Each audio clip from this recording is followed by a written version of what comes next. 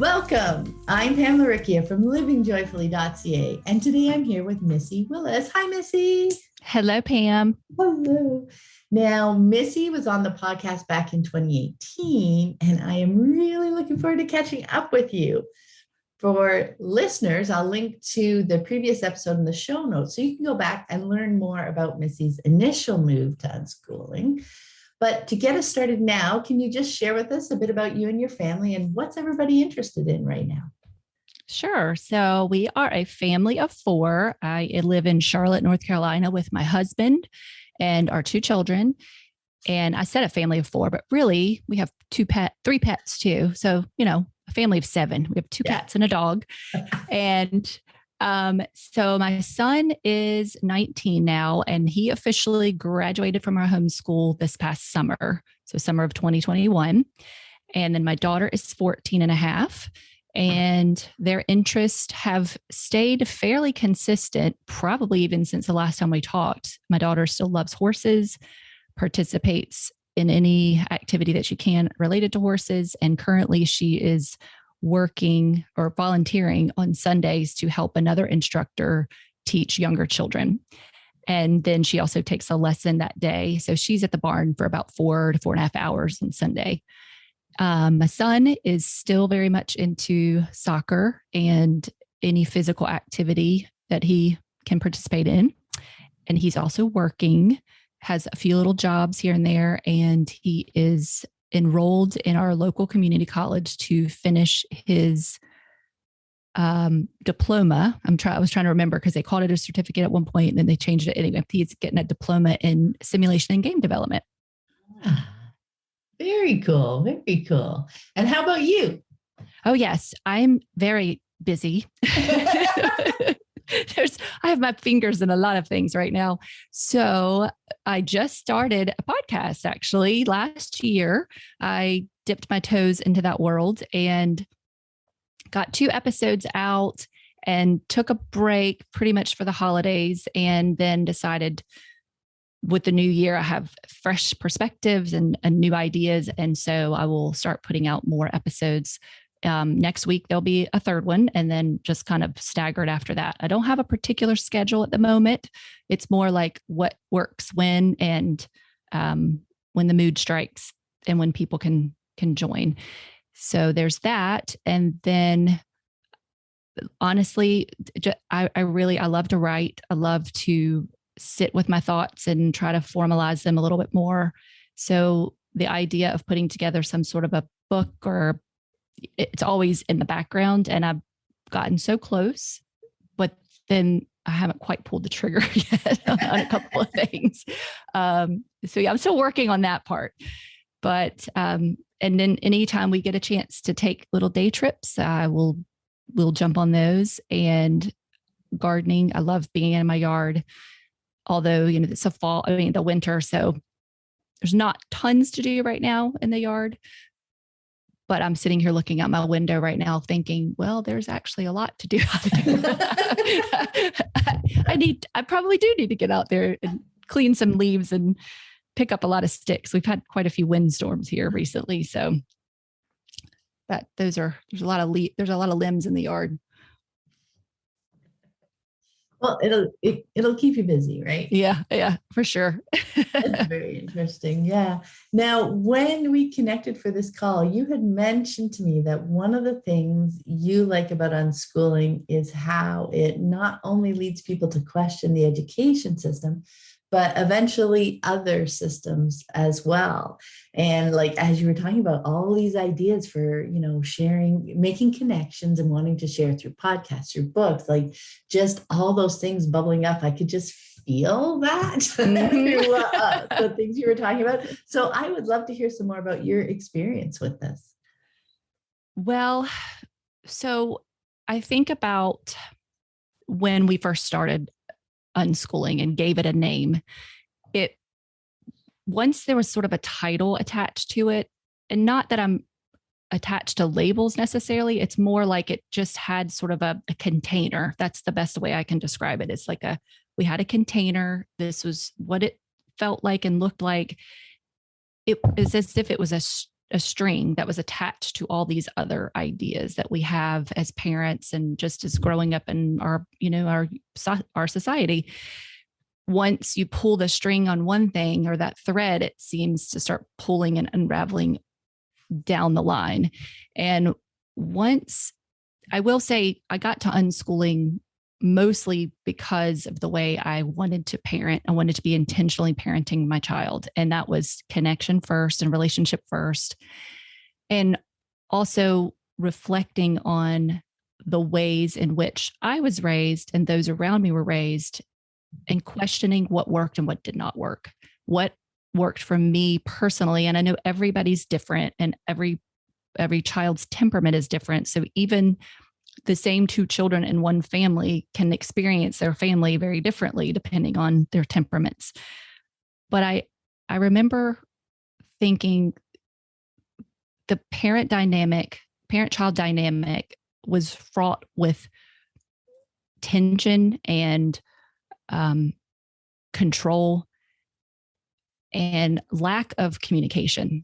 And not just for me. And almost when I say that, it sounds like my child was terrible, and it was not. So I want to be clear. This comes from somebody who is just always a deep thinker. And I've been that way since I was a little girl. I used to hide in my room and read books and write, and had like tons of notebooks, and constantly was finding quotes that spoke to me, and I'd write them down. I wrote letters to my parents. So I was just always writing and getting those thoughts that were in my head out onto something visible to read or to share.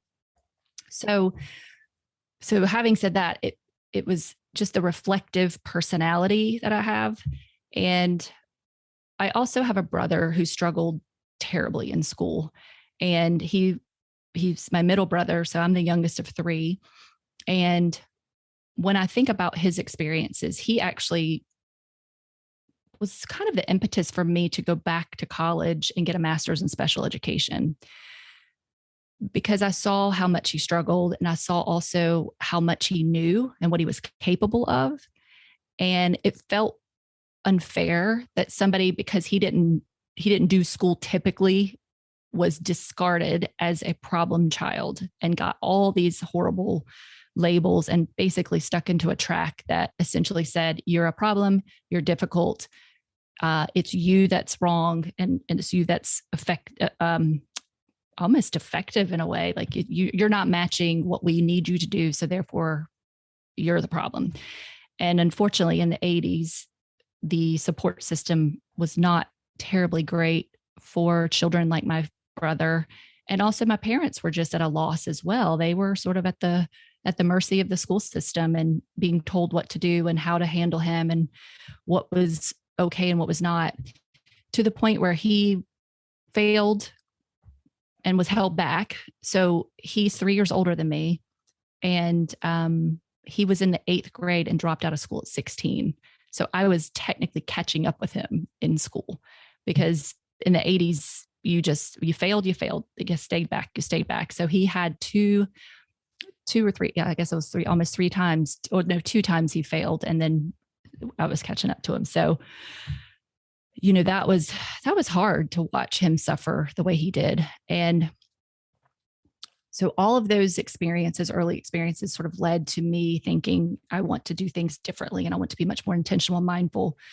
And so when my son he was 4, he actually was 4, almost 5. So he could have started school at 4.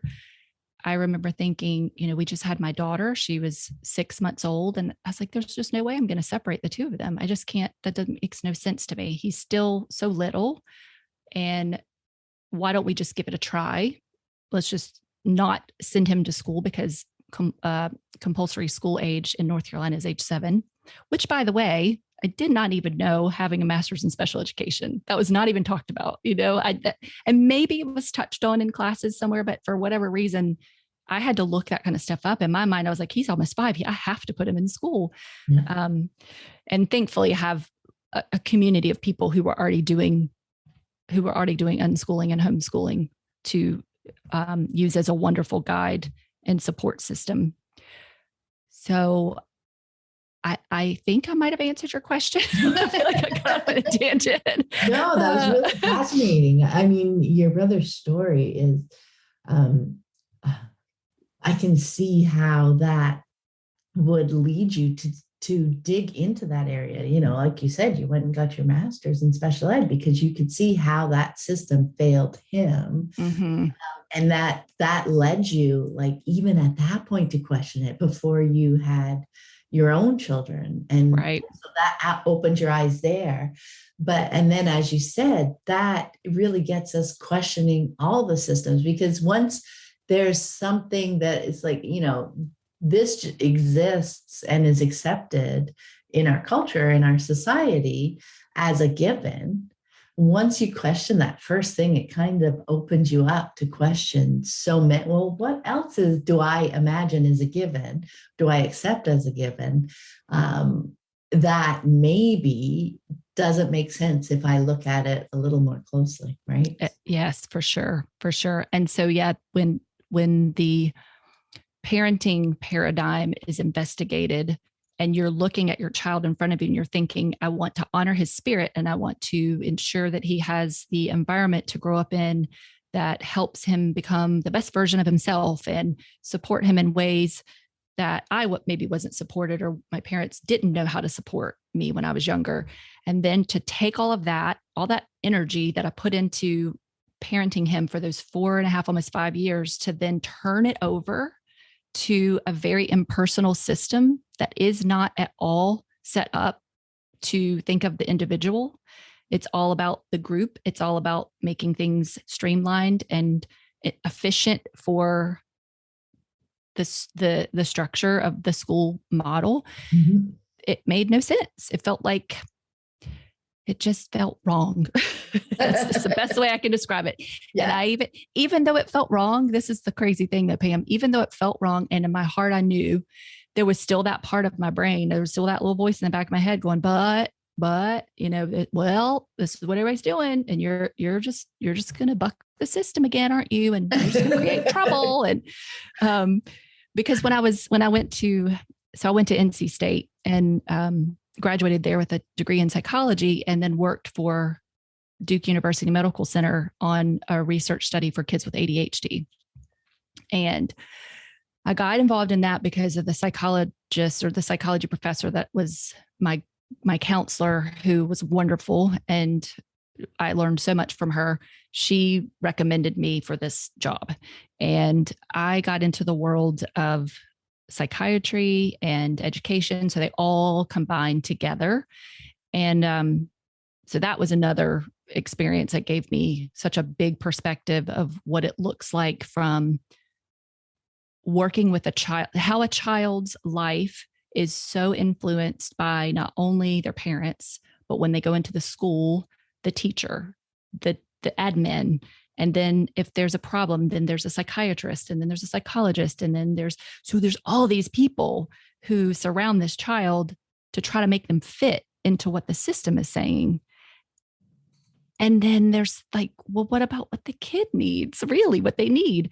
And so it's that whole fitting that square peg into a round hole. And I got to see that play out multiple times and for several years, to the point where in my master's program, I went to my advisor and said, I do not want to get a teaching certificate, which meant I would have to have quit my full-time job and go work in the classroom for, I don't even remember how long it was now, maybe 4 months, 5 months, and not be paid. And even though it wasn't about money, it was more about principle, because I was like, I'm not going to do it. And she said, well, we can work around that. And so she created a customized plan for me to finish my program without having to do the teaching certificate side of things. And I remember being like, yes, that's a good idea. We're going to go that route. Wow. Yeah, that's so interesting. All the different lenses that really, I feel like they helped you see how influential the outside structure was, and how much it was about molding the kids into the vision. Yeah. Rather than, just respecting the child, Mhm. and meeting them there. Like there is just so many assumptions, I think, that within the system that the adults make that we don't even come to question, like that the goal is to fit into the classroom for the child's advantage so that they can learn, because that's the only way to learn is this environment. So they so often they feel they have the child's best interests at heart, Mhm. right? But they can only see that one path to get there for them. Right. So, yeah, all those different ways that you came at the idea of questioning. It's like just so many different bricks, like Mhm. Mhm. that came together to help you question that one system. And I love the point too. So many people, when we come to unschooling, like me completely included, it was from the educational perspective, as in, instead of going to school, this is another way for them to learn, right? So you're questioning the education system. But as you talked about, soon parenting comes. Like at first, it wasn't about the parenting at all, right? It was just about the education and how we were going to do that differently. But really, the next step when you discover unschooling and choose to start walking that path, we do start to question so much of that conventional wisdom now around parenting. It's like, oh my gosh, there's more here. Mhm. And I wanted to dive into a couple of misconceptions, because it when we start down this path, you start hearing terms like peaceful parenting, etc. And I feel like, so there are a couple of misconceptions that can get in our way at first when we start, okay, so what's this peaceful parenting thing? And one that I've come across quite often is that, and it was in my mind too, like peaceful parenting sounds like, okay, when we get to peaceful parenting, we're not going to have any more conflicts, right? That our goal with peaceful parenting is to eliminate conflicts. If we're doing it right, we're still in that Mhm. phase where there's a right and a wrong, and it's still like adults and children as a group, not as individuals, which you alluded to earlier. We are all so uniquely individual. We're all very different.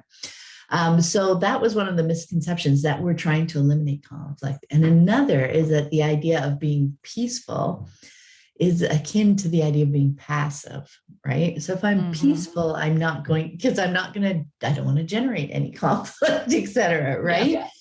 So, but those two ideas can really get in the way of moving to these connected and trusting and respectful relationships that we're talking about in the unschooling space.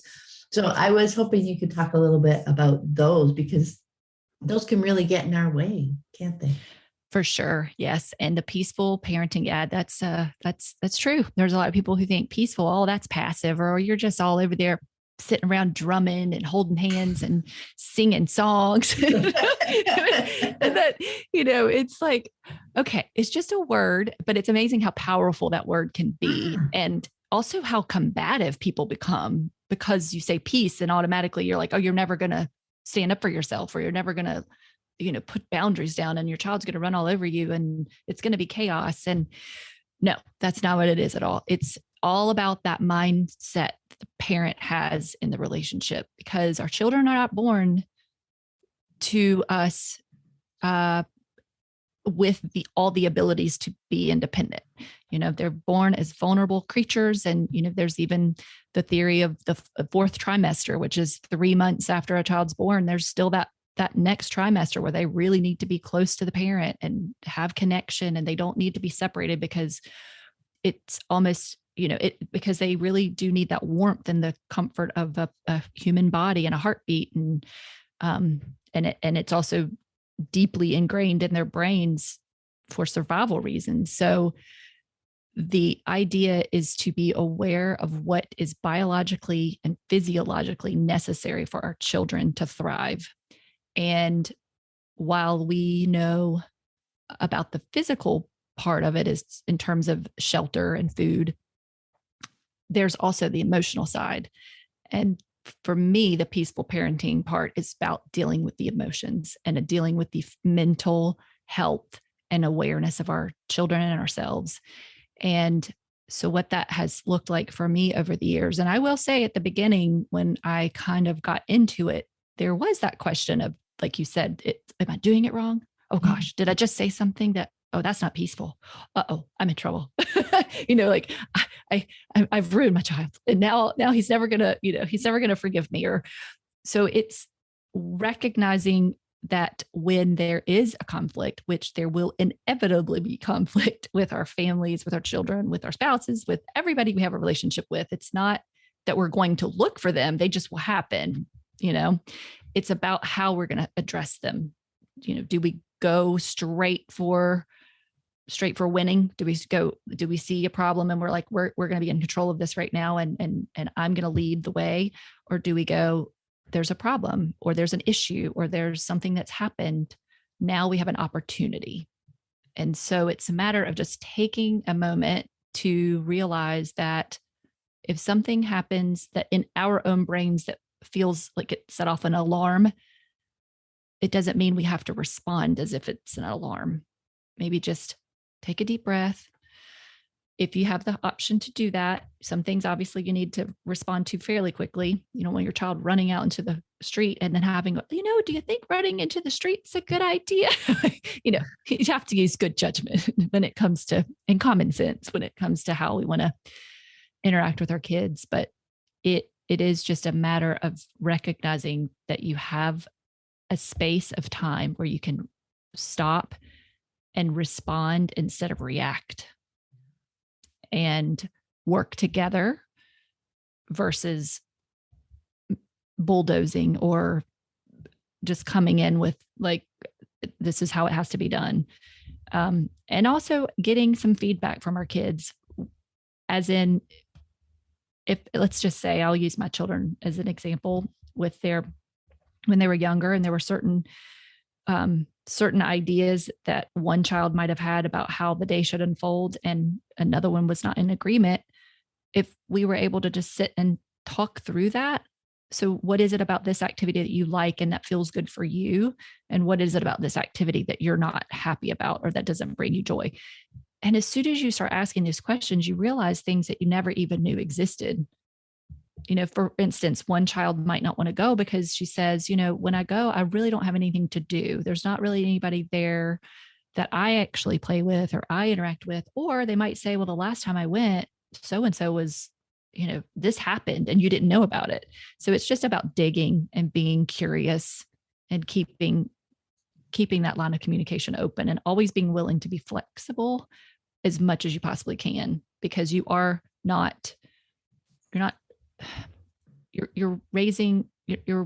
creating a relationship with other human beings that have their own ways of seeing and being in the world too.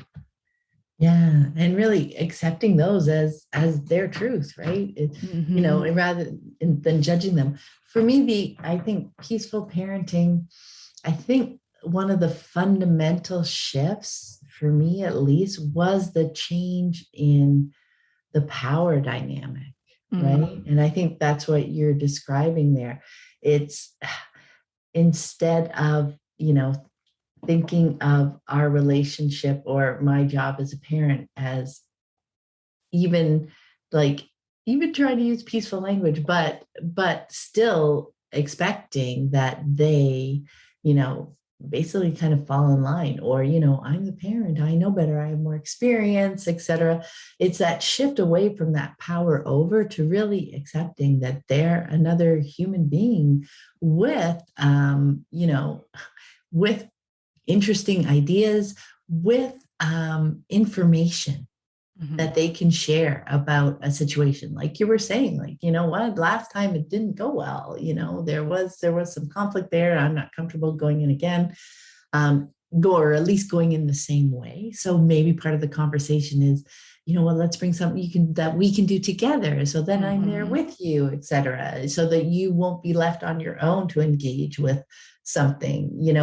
There are so many creative possibilities when you move beyond like that yes, no kind of power dynamic or expectation that we can have of our children, and just really work together, For sure. right? It is a shift in that power to just seeing them as equal human beings. It doesn't mean we have less, we don't share our experience. Absolutely. We have that information. We might have more information, etc. But those are the things that we can bring into the conversation as we're working through. What they come to trust in us is that we are open to having the conversations. Mm-hmm. And that, because if they keep sharing and we just keep discounting their experiences, they're going to eventually, I'm not going to share that because I feel bad when I say, I had a bad experience and, oh, that wasn't so bad. Like that won't happen again. If we belittle their experiences and the information that they're bringing to us, they're going to pull away from that. But when we can be, respectful of what they're sharing with us, and they know that we will accept it fully and work with them to figure out ways, like that's a whole piece, right? It's not being passive. It is working together when they see our effort and our trust and respect for them as a person. Mm-hmm. That's how we move through the conflicts. And Yes. conflicts is a stronger word. It's just a challenge or an issue or something that's just not sitting right with them.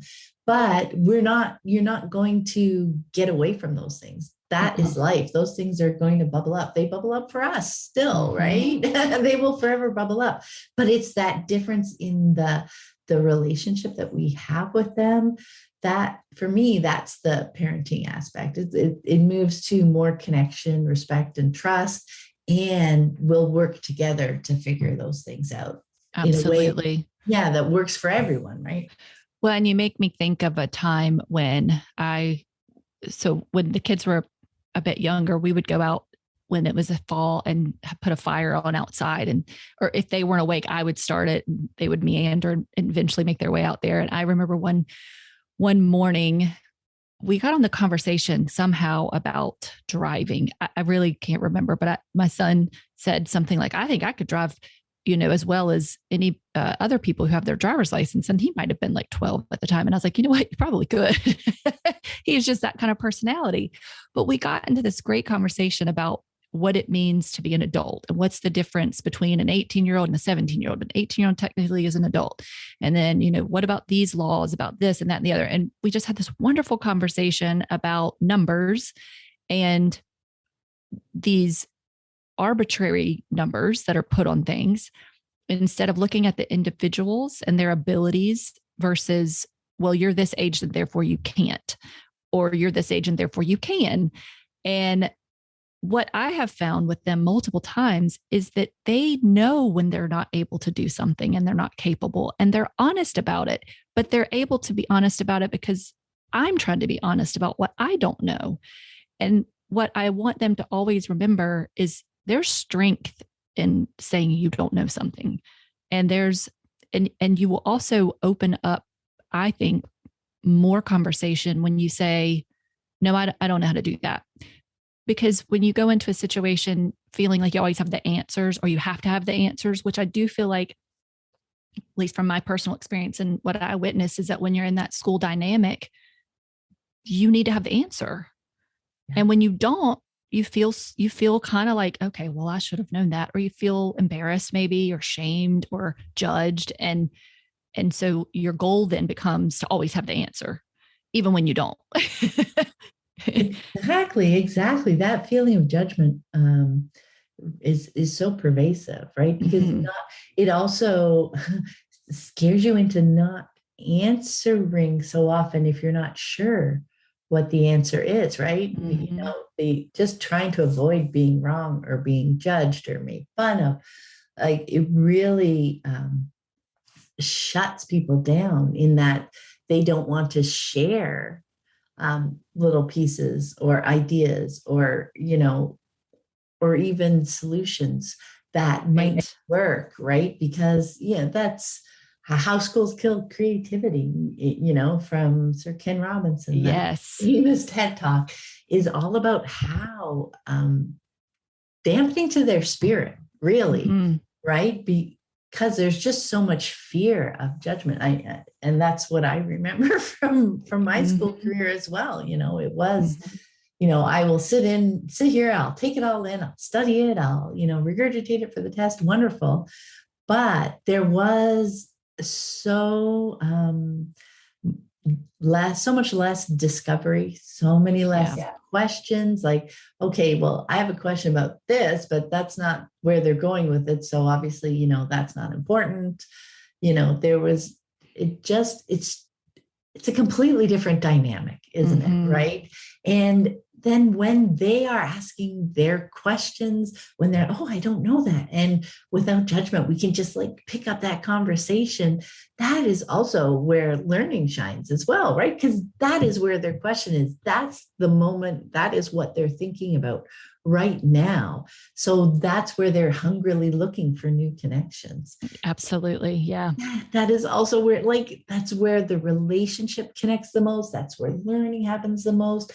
Like everything, when you have that open space to just see where things flow, see where conversations flow, see where activities flow. When you're open to that without judgment, oh my gosh, like it's a different world, isn't It it? is. Well, and I remember saying at one point, I don't, when Daniel maybe was like 5, no, he was older than that. At some point along their journey, multiple times, I thought to myself, I'm learning more now that I am homeschooling my children than I did, and I remember thinking, what the heck? Like, how did I not know this? Or wow, this is so interesting. I'm actually going to go read the rest of this book because I want to know more. And the idea that learning, being in school for 12 years, then going off to college, then going to more college, whoops, um, there was just so much stuff that was missed. And I know you can't learn everything, and not everybody's expected to have like a million different um, topics that they can dive deeply into. But I saw how when my children were interested in something, they really became very masterful at it. They didn't stop at just the basics. They learned, then they read and they watched videos and they asked for resources, and it was fascinating to watch it stick too. That was the other piece of it. Like, they haven't had one single test. They didn't do one project. They haven't filled out a worksheet, and look at them, it's just, they knew it. And my son, when he was 15, he had been saving his money up to build a computer. And I thought, when he started talking to me about this idea, I remember thinking, okay, I'm going to have to take a class. I'm going to have to watch some YouTube videos. I'm going to have to get I'm going to have to call somebody. And he comes to me and he's like, Mom, I got it. I know what to do. I've already figured out all the stuff I want. He essentially created an Amazon shopping cart and just put everything in the cart until he raised enough money or earned enough money. And he turned 15 and we bought everything and it came within a week. And to see him put that computer together was just wow. Because in my mind, I'm like, oh, I'm going to have to do all this stuff. And he had it under control. And all he needed from me was to be excited for him and to support him and to answer questions if they did come up. But it was as if all those years of Lego building led to this gigantic computer build. Because he was sitting on the table and I'm like, oh, there's this piece and it clicks into this part. And then you have to pull this out. So watching him do that, I mean, I learned how to build a computer from my 15-year-old. Right. And I mean, we learn so much from them, and or anybody when they're willing to take their interest as far as they can. It and their joy and their energy and their vitality around learning is palpable. So how can you not be excited for them when you see their eyes light up and their whole body respond in a way that shows that they are fully invested and you know, if we were able to see their brains light up, they would be on fire. And you know what's so interesting too, like through your experience there, and I've had that same experience, how we still jump to like classes and, as the first, I need to learn this, or that we need to kind of learn it first to be helpful and supportive for our kids. And, I love that space. Like you said, I'm just saying to myself, because that's one thing we learn is like, okay, I don't have to jump in right away. It is more helpful to just like see how things are unfolding so that I can have those initial, well, I should do this and I've got to learn it this way, etc. But we can, it back to what you were talking about, react versus respond, right? Instead of reacting and jumping in with those things, just to sit with them a little bit, and choose how we respond when we give them the space to lead, while they know that they can ask us, and that we can be there to support them, and we can pass them that part from across the table so that they can snap it together, like that we're fully there and we are, engaged with them around it. But that the first path that we jump to, that we imagine through this project, isn't the only path, isn't necessarily the best path. It's just a possibility, and it's their path to choose, right? Yeah, and we can get in the way. Yeah. We can really get in the way because, and it's funny, my daughter, we were out today together and got into the conversation about learning. I'm not really even sure how that popped up. Right. We were talking about learning, and I recalled a conversation prior about how if it was dependent, if my kids had to depend on me for all the knowledge, they would never be anywhere close to where they are right now, because it's impossible as a teacher, quote unquote, parent, teacher, homeschooler, whatever you want to call yourself. You cannot know everything there is to know in a way that makes sense for each of the individual people that you're in relationship with. And so that's why that relationship has to be that symbiotic back and forth. I'm here for you for this, and very clear on here's what I see and here's what I understand, but here's also where my knowledge falls short. So tell me what you need from me, and you've got my full support. And so, yeah, it's like with anything, my brother's very interested in a particular supplement, for instance. I might find something and be like, hey, I found this, have you heard about this? And I'll send it along the way. And then same with my kids. If I know what their interests are and what they've been engaging in, if I find something of interest that I think they might enjoy, whether it's a video or something on Instagram, or I'll just pop it over to them and say, hey, I saw this. Does this look, just because that's what I love when somebody sends me something, because they know, oh, Missy enjoys gardening, or she enjoys learning about who knows what, a lot of things. all the things, and somebody sends something to me, then I'm like, oh yeah, thank you. I appreciate that you thought of me for that particular topic. And that's the way I have seen over the years. It's impossible to know everything it's just impossible to keep up. So you just kind of have to get out of the way. Yeah, to think that we would be the only resource, certainly as they get older, like to support them as they're exploring and figuring things out, rather than feeling we need to know the answers and dispense with them. Now, I recently saw one of your posts on Instagram that was about mantras, and I was hoping you could share a few of your favorites and why you find them helpful. Like, I found that really interesting. Oh, the one about the parent mantras? Yeah. Yes. So the thing is, when, like I said to you before, when I was younger, there was something about quotes for me that really resonated. And I think it's just the simplicity and yet how profound they can be. And so when it came to parenting, and being a topic that I particularly enjoy discussing and learning about, it felt like a logical thing to do, to create a little list of things that really matter to me, and to the relationships I aim to create with my children.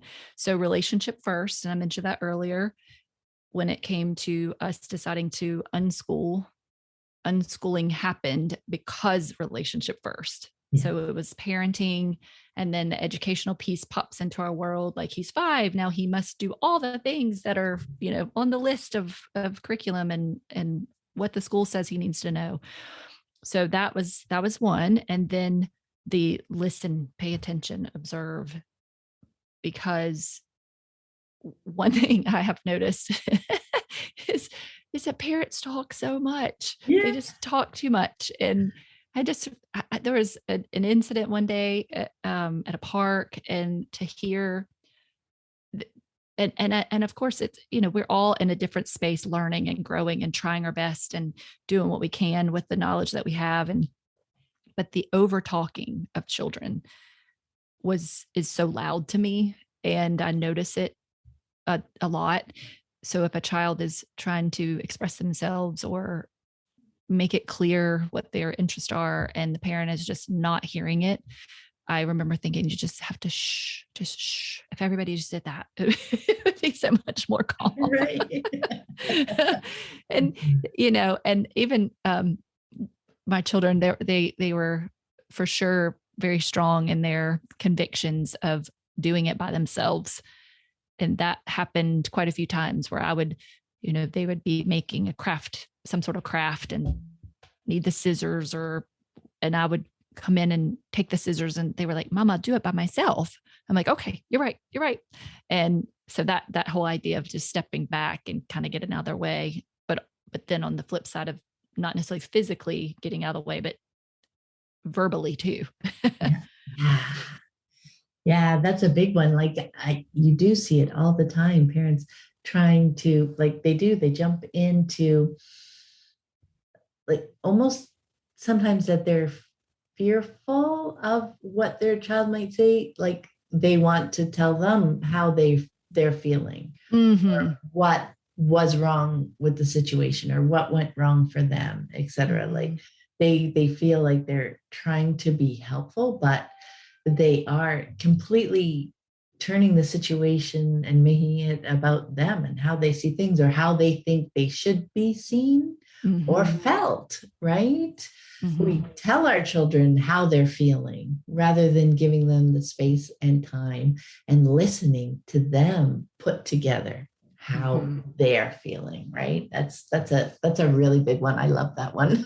Yes. But it almost as if parents don't feel like they're doing their job if they don't interact or don't jump in. Yeah. And that part of it is a matter of just sitting back and observing, because we find out so much about people if we just observe and let kids sort of interact with the world and watch how they engage with people and things. And you notice, you really, so I recommend people to get notebooks and write down their observations of their children, especially, if they're brand new to homeschooling or into this world of wanting to be more mindful. Do you really know who the people are in your home? Can you really see what they love? Can you really see what lights them up? What activities they say yes to more of, what activities they don't tend to enjoy? And when you sit down and become aware of that, it's kind of striking sometimes. And you go, "God, wow, oh, we were actually doing that a lot. And they had told me multiple times we really don't want to do it." So you just, it's eye-opening. And then the other one, when you don't know, say so. So that I mentioned that earlier, just, it's okay to not know. And that was hard for me. I'm not going to lie, because I was a straight A student and, made the honor roll and all those things. And so I learned early that knowing the answer is important and has benefits. And it has led me to recognize how much I probably didn't do because I was afraid I was going to get it wrong. Oh, yeah. And I stifled my own growth because of fear of messing up. And I call that the mistake wound. Because we have that. Many of us do that. Oh, the mistake wound. Well, if you do that, there's going to be shame involved. There's going to be somebody's going to be upset with you, or they're going to be disappointed. And so those mistakes you're not allowed to make because there's a lot of baggage that comes with them. And I have had to work a lot on being sure that I'm okay with not being right. And trying to teach my children that as well. Yeah, I found that was quite the journey for me too. But it was healing when I could at first say it to my kids, because they weren't judgmental about it. That it's like, oh, I don't know that. Let's figure that out. Or, oh, I was wrong about that. Like, they were not, they were just like, oh, okay, cool. Like, let's figure something else out. Or, yeah, I was right about that. It was so much easier to do with my kids. And then through that kind of healing that happened, that I got to a level where, that was okay. And then eventually I could say it in different situations, right? Where, at first I wouldn't even say that to my partner, or, out and about in the world, because I knew the judgment that would come with that. But when I gained some experience through it with my kids, and I found how valuable it was, and learned not to judge myself. Right. Then I could bring that with me. It became part of who I am. And I deeply understood that it was okay. That was not wrong. Right. And I didn't feel that shame around it anymore. Then I could start bring that part of me into more of my world. Yeah. Yeah. It opens you up, and it's freeing, because, and it also connects you to so many people, because when you are okay with it, it makes other people feel okay with it. It makes other people go, okay, yeah, you know what? I don't have to know everything, because that's kind of hard to try to do. So it's very freeing. And it took a while. And like you said about your children, I felt like I was more able to do that for them and offer that space to them than I was for myself before. So yeah, for sure. It takes time. Do you want me to go through the other two? There's two more. So learning happens all the time, everywhere. That again was pretty much something that I got to when we were full on in the unschooling world, because to watch my son learn to read just through the activities he was doing and the interests that he had, even though we never sat down and did like formal teaching of how to read. We read books together all the time, and we had activities that incorporated the grammar and sentence structure and all that on the earlier side of things. But same with my daughter. She read just from playing Minecraft and learned how to type and spell. And even if they're sitting alone somewhere on a hammock, staring at the sky, they're learning. They're taking in information. They're either through their bodies or through their vision or through their ears. Something's happening. And just because you can't quantify it or test it or have them even regurgitate what they've learned doesn't mean that they haven't learned, because learning is a continuous experience, and there's a stacking that takes place. Once this is learned, and that connects to this, and then that stacks onto that. And how can we ever pull that apart in an individual? We can't even do it for our own selves. There's sometimes I think about, like, how did I get to this point? Like, I have no idea. I just got here, but you did it. You had so many experiences that led to that point. And how would we just can't break that down for our children. And it's okay. We don't have to. It's just it's the reality of being a human in the world and experiencing the world with all your senses. Yeah, that was another interesting piece too, I found, because whereas in my mind, I was trying to, see all the learning, define all the learning, etc. Mm, For them, learning was more like just the air that they breathed. It yes. wasn't an act that they defined. Hmm. So somebody coming up and asking, or if what did you learn today? Right. I mean, that is almost a foreign question for them often. Like they'd have to sit and think and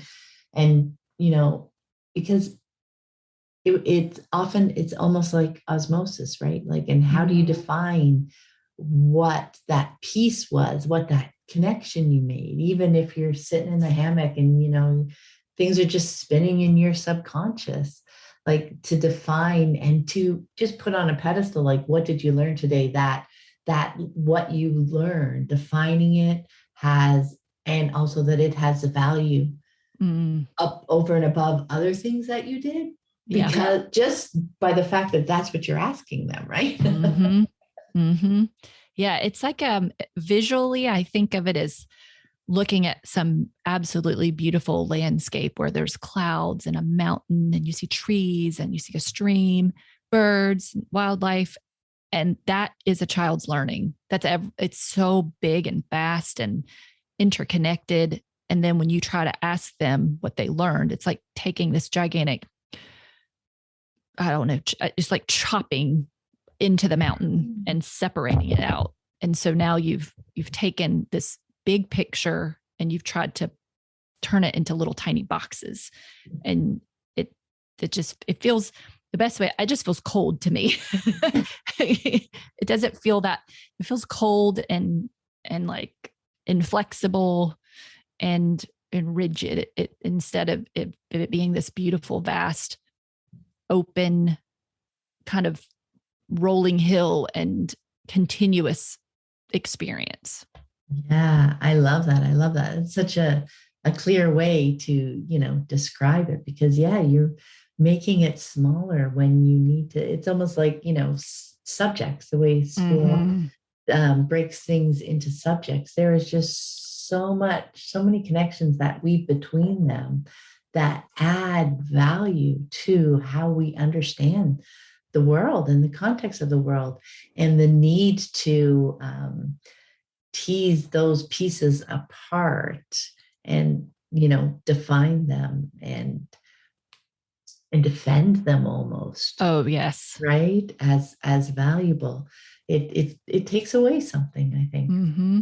Yeah, it's we rank order learning. Yeah. Like that was more valuable than that. But was Yeah, it? It might have been exactly. more valuable to you, but was it really more valuable to your child or your partner or anybody else for that matter? It's a very serious rank order system that we've put into place, even with the trajectory of school in general. It's you do this, then you do this, then you do this, and now you're succeeded. Yay. Where and that's not really the case. We have a lot of options. There's lots of ways to go. And to be flexible is it, it just I keep coming back to the word free because Yeah. that's the way it feels. It feels like you oh my gosh, I have to remember exactly how he said it. I heard something that Elon Musk said the other day, or a quote that he had that was like, the way we share knowledge is like a mental straitjacket. Oh. And it's sort of like you have to think a certain way. And it's only within these confines that it's okay, and how that stifles people's growth. I Mhm. was like, yeah, that is true. Like, that's a good visual. Yeah, exactly, right. Yeah. Well, and the last one was that emotions are simply information about internal states and to not take them personally. Mm. And that for sure has been a work in progress for me, because with the idea that I wanted to be mindful and aware and conscious of how I interact with my kids, there was a point in time, especially when they were younger, where I stressed myself out about it, because in my head, it was, if I do this, then this will happen. And if that doesn't happen, then I did the first thing wrong, or I could have gone this way or could have gone that way. And it's almost like you sit here and dissect every word you say and every behavior you have. And that is not the point. So I'm putting this out as a PSA to anybody who's listening.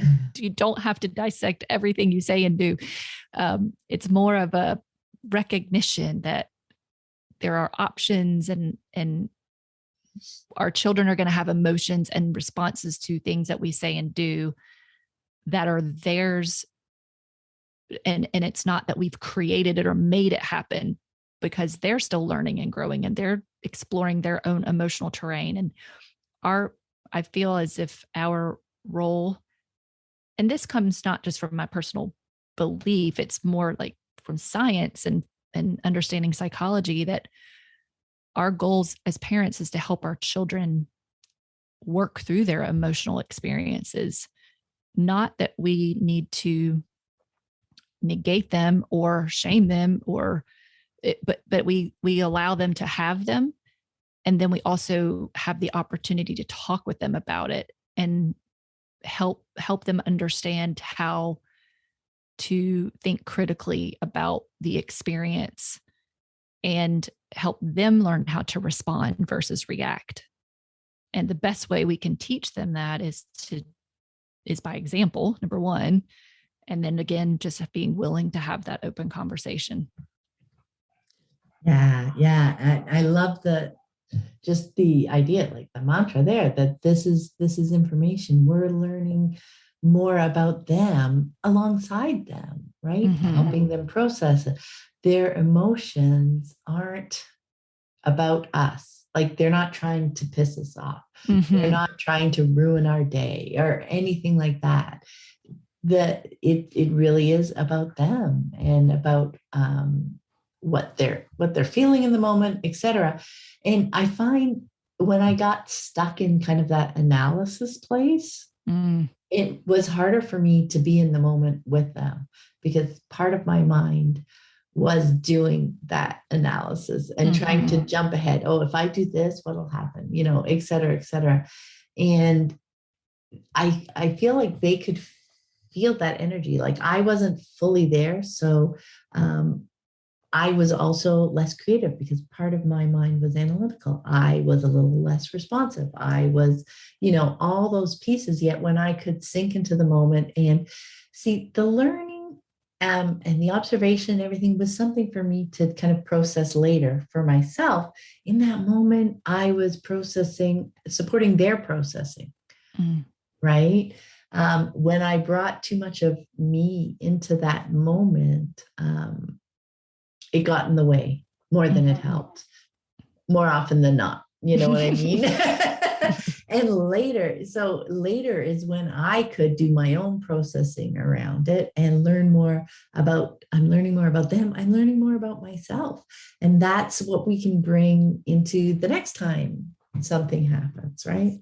Yeah. And this topic can be so intense and can sometimes even feel like, just so stressful, because there's so much that we are able to learn now and have access to tons of information. And I do have a tendency to be a little bit of an intense personality at times. But I do want to recommend and reiterate that there's joy and fun to be had in all of this. And that playful parenting has been a massive assistant in our lives, because I'm a very silly person, even though that might be hard to believe to some people, but I am. And so I've been very silly with my children. And if we see something that's funny, that is discussing an emotional situation or dealing with emotions, then we share it with each other, or we talk about it. And, one of the things that my son said to me one time was, I don't even really know, how you just sometimes you just have a busy week and you're just overwhelmed, or things aren't going right, or something's good, and you just need to get out of the house, but nobody wants to leave. And then you're just like, but I have to get out of the house, but nobody wants to go anywhere. And then you have to wait until dad comes home. And so finally I was like, I got to get out of here. I'm going to the store. And he was like, Mom, rage quit life. I wasn't really raging. I was just intense and I had to leave. And, and he just laughed about it and thought it was funny. And then, there's other things about being steady and how we try our best to look at the big picture situation and not at the individual incident or the individual person, but take that bird's eye view, and try to approach it in a more steady, balanced way. And I do feel like that has happened a lot more than a rage quit. Yeah, I think that reminder that there is, so much joy and play and fun that lives alongside the harder moments. It's not one or the other. No. For the most part, there so often is just seeds of all, almost like the yin yang, right? There are seeds of other things, even in these bigger, more emotional, more challenging, stressful kinds of moments. There are seeds of all the other pieces in there too. So it's great to remember and recognize that. And that might be a tool or a mantra or, something. The idea of the mantras really is just little reminders of, mindset switches that we might want to take, like a little perspective switch in a moment. This is something that I want to explore for myself. Right. And they're just little reminders, like in a moment when I can get a little bit more tunnely and forget that there are other things or other perspectives I might want to try out. Those are my quick reminders, like, oh yeah, this, right? Emotions are information. Yes. And sometimes it helps lighten things up. It helps me see different perspectives that when I'm kind of stuck in this tunnel, I might forget about for a while, right? It just helps me more quickly kind of recover or get a bit or reground myself often, right? Definitely. And it's also the idea that you don't have to be the solver automatically.